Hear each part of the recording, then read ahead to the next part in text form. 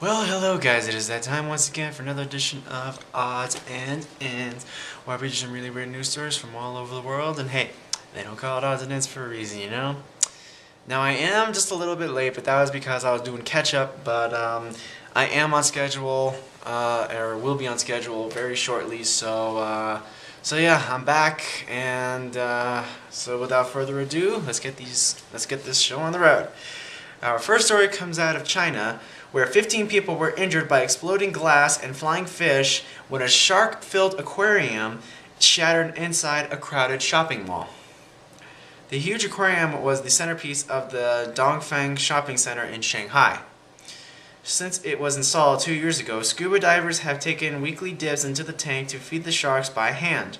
Earlier this month, however, the aquarium's 10-inch thick protective glass suddenly shattered. Quote, "There was no warning," one worker told reporters. Quote, "Just a loud crack and it went. I've never been so scared." A number of shoppers were injured when a 34-ton aquarium glass went flying. When the 34-ton aquarium glass went flying. At least 15 people were taken to Changsang Hospital with deep cuts. Three lemon sharks, dozens of smaller fish, and several turtles died in the tank's collapse. The entrance to the mall was severely damaged by the flood waters as well. Police are investigating what caused the accident. Okay.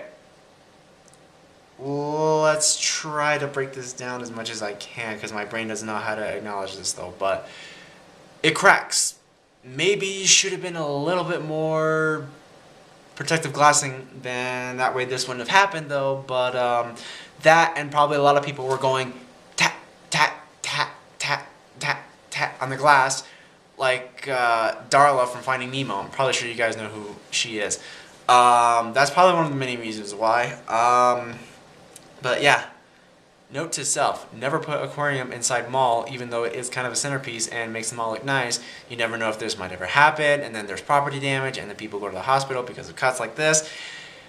Should have replaced it with something else, but oh well, that was their design. Maybe they'll put in a new one, or get new species, or maybe they'll change it out with something else. Hopefully they change it out with something else, so that way this never happens again.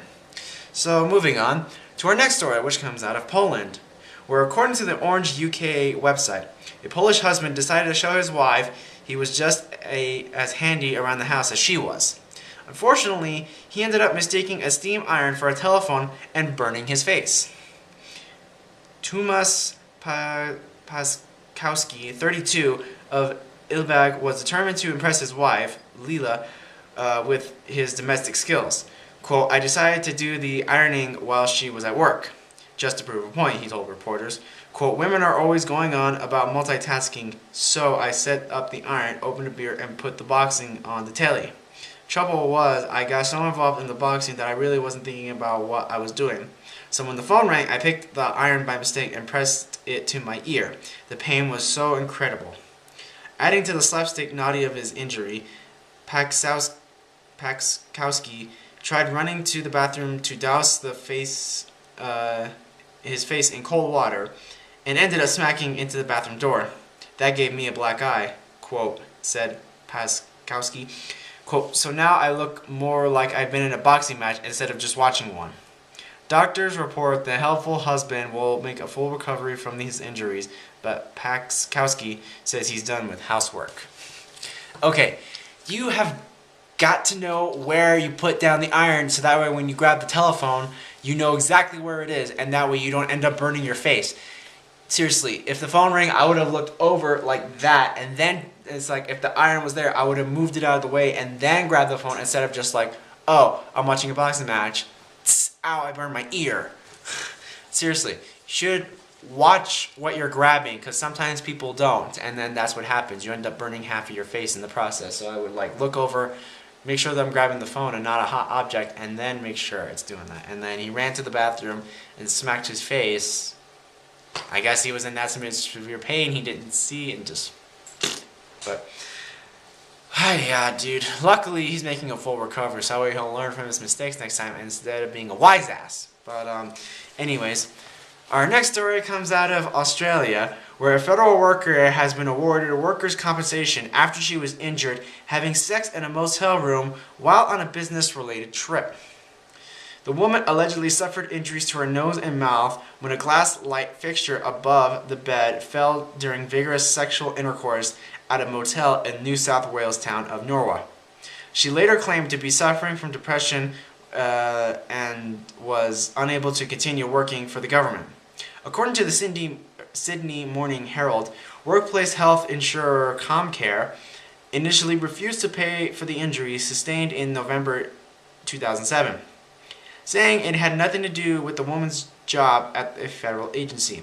On December 13th, a full bench of judges of the federal court disagreed, saying the woman was entitled to money, quote, even though it could not be said that her employer induced or encouraged her to engage in such an activity.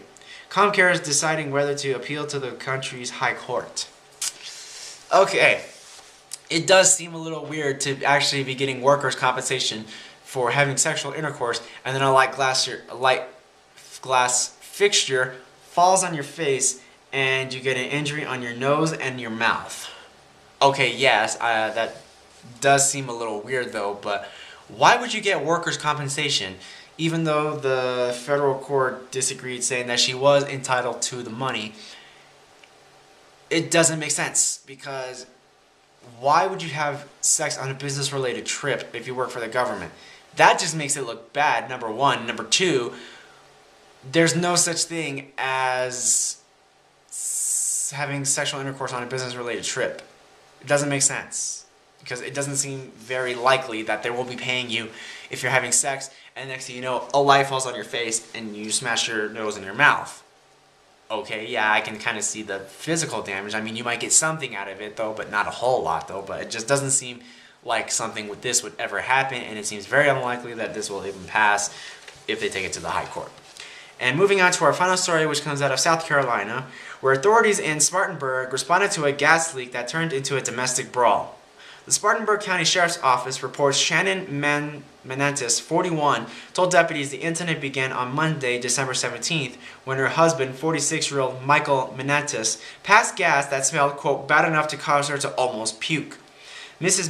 Menantis said she retaliated by spraying vanilla-scented Lysol in the, quote, area of her husband, but Mr. Menantis told officers his wife, quote, sprayed Lysol in his eyes. Michael informed deputies he, quote, threw water on Shannon and then chucked an empty plastic water bottle in her direction. Shannon responded by saying she had been hit in the back of the head with a glass of tea. Evidence at the scene seemed to support the husband's water-throwing claim over the wife's tea-hurling scenario. Quote, upon my original arrival to the residence, where there was a clear liquid on the back door and floor, a deputy wrote in his report. Quote, this was not consistent with tea, but is believed to be water. No arrests were made over the fart Lysol water/tea incident. Okay, let's try to break this down as best as we can. Husband passes gas. Okay, wife sprays Lysol in the area, and then husband claims she sprayed Lysol into my eyes, so I poured water on her face and then chucked an empty water bottle at her. Then the wife comes back and says, oh, he hit me with tea, with a cup of tea. Right?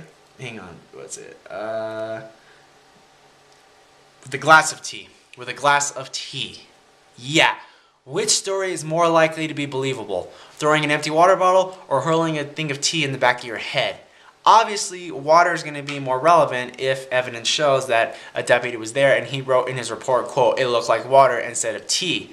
But, I mean, if your husband knows he farts this bad, why in the world would you, even be in the same room? I mean, if I was the husband, I would have given her a fair warning. That way, if Lysol was nearby, that way you could have just sprayed it, around instead of in his general direction, as as they said in the story, quote unquote. So, note to self: buy a thingy that's automatic, or if pass gas in the next room or outside, or just do something. I mean, we can control it at times, and other times we can't, though. But I mean, that would have probably been a better approach instead of this whole crazy fart Lysol water/tea incident, as they like to call it. But Anyways, guys, that is it for this edition of Odds and Ends, and I really hope you guys enjoy listening to those stories as much as I like reading them to you, and I will see you guys next Thursday for another edition, and until next time, we will see you guys later, and take it easy.